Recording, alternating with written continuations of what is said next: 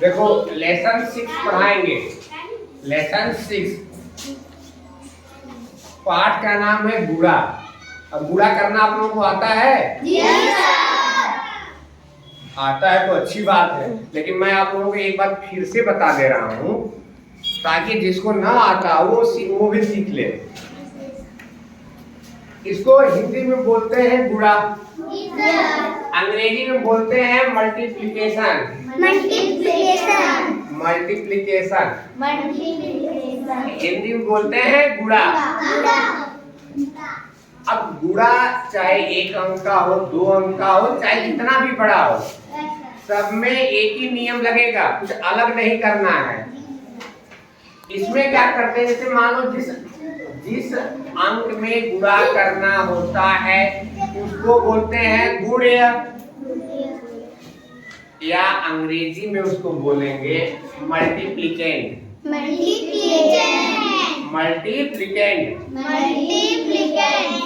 जिससे गुणा करते हैं उसको बोलते हैं गुणक, या अंग्रेजी में बोलेंगे मल्टीप्लायर। दोनों को गुणा करने के बाद जो उत्तर या जो आंसर आएगा, उत्तर को बोलेंगे गुणनफल, उसी को अंग्रेजी में बोलेंगे प्रोडक्ट। अब गुणा करने के लिए हम लोग क्या करेंगे, सबसे पहले गुणक के जो इकाई का स्थान है उसको इकाई से गुणा करेंगे। ठीक है, जैसे 25 25 के 2 हासिल कितना आ जाए, 25 के 5 हासिल 2। 25 से कम 25, अरे 5 एक कम 5, और उसमें हासिल 2 जोड़ दें कितना हो जाएगा, 5 एक कम 5। फिर 2 से गुणा करेंगे। अब चूंकि 2 क्या है, दहाई है, इसलिए इकाई पे 0 कर देंगे, क्योंकि दहाई का गुणा दहाई की जगह से दहाई वाले स्थान से लिखना शुरू करेंगे। 2 बचे 10 हासिल 1 का, 2 एक कम 2 हासिल 1 3, 2 एक कम 2। अब इसको जोड़ेंगे 5 7, क्योंकि 5 में 0 जोड़ेंगे तो 5 आ जाएगा, 7 में 0 जोड़ेंगे 7 आ जाएगा, 5 में 3 जोड़ेंगे कितना हो जाएगा, और 2। इस आंसर को बोलेंगे प्रोडक्ट या गुणनफल। सबको समझ में आ गया? एक बार और रिपीट कर दूं? देखो, जिसमें गुणा करेंगे उसको बोलते हैं मल्टीप्लिकेंट, जिससे गुणा करेंगे उसको बोलेंगे मल्टीप्लायर, गुणा करने के बाद जो आंसर आता है उसको बोलते हैं प्रोडक्ट। गुणा करते हैं पहले 1 जो इकाई का गुणा इकाई में, तो 25 25 हासिल 2 बचा, 5 का 1 कम 5, 5 2 5 एक कम 5। अब दहाई का गुणा स्टार्ट करेंगे, इकाई में करेंगे, लेकिन लिखना शुरू करेंगे दहाई के स्थान से। इकाई के स्थान में 0 कर देंगे। 2 पचे 10 हासिल 2 एक कम 2 हासिल 3 हो जाएगा। 2 एक कम 2 जोड़ देंगे, जो आंसर आ जाएगा उसको बोलेंगे गुणनफल। सबको समझ में आ गया? कोई ऐसा है जिसको समझ में नहीं आया है? सबको आ गया? हमको एक चीज और बताना है, गुणा के गुणधर्म। अरे भाई गुणा है तो कुछ का उसका नियम होगा,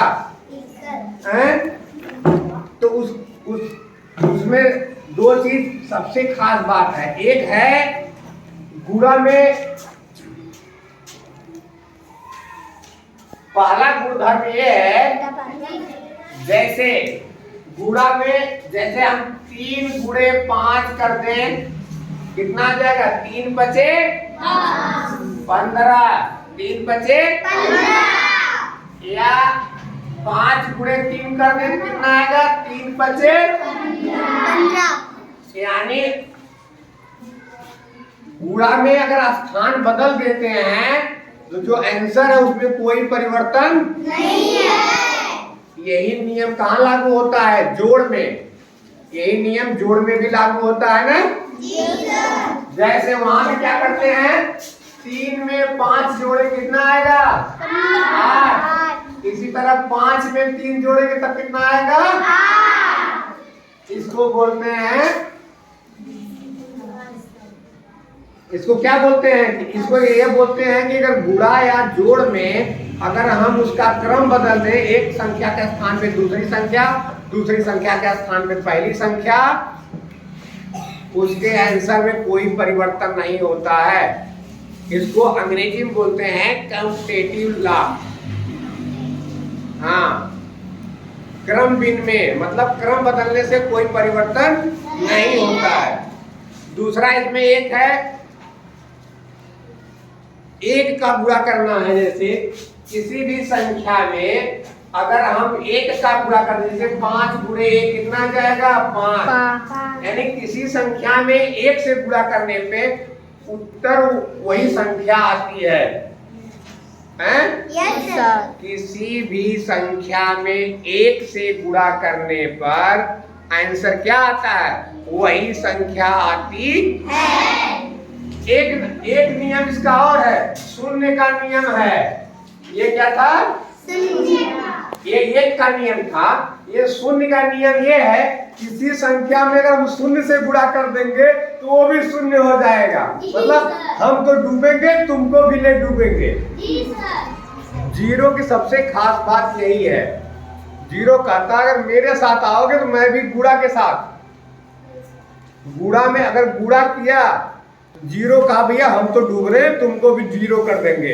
अगर हम 5 में शून्य का गुणा कर देंगे तो क्या हो जाएगा जीरो। यानी जीरो से किसी संख्या में गुणा करने पे क्या हो जाता है शून्य। सबको समझ में आ गया यस सर। फिर गुणा के 3 नियम दिमाग में एकदम बैठा लीजिए। पहला नियम क्या है अगर हम किसी संख्या में गुणा करते हैं और उनका स्थान बदल देते हैं तो उसके उत्तर में कोई अंतर नहीं आएगा। दूसरा नियम है अगर किसी संख्या में 1 से गुणा करते हैं तो वही संख्या आ जाएगी। तीसरा नियम है अगर किसी संख्या में हम 0 से गुणा करते हैं तो क्या हो जाएगा शून्य हो जाएगा। तो गुणा सबको समझ में आ गया यस सर। गुणा के नियम समझ में आ गए यस सर। इसको आप लोग दिमाग में बैठा लीजिए। यस। और गुणा छोटा हो या बड़ा हो सब में यही नियम चलेगा। ठीक है यस सर। सबको समझ में आ गया यस सर।